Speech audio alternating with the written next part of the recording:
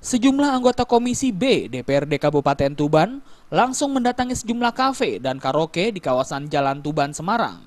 Kafe dan karaoke Happy yang ada di Desa Sugihwaras, Kecamatan Jendu, Tuban, salah satunya yang disisir. Sejumlah ruangan tak luput dari sidak ini. Sidak ini sendiri dilakukan sebagai upaya untuk meminimalisir adanya kebocoran pajak atau retribusi kafe dan karaoke di Kabupaten Tuban.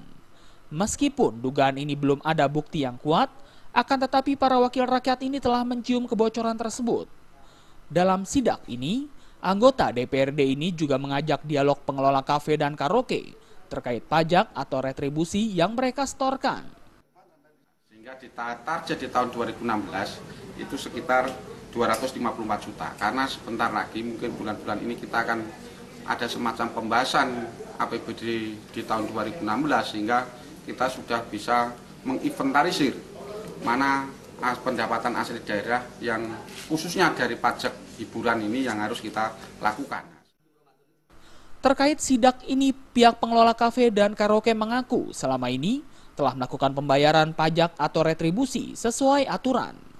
Meski begitu, pihak pengelola kafe dan karaoke mengapresiasi apa yang dilakukan oleh DPRD Tuban.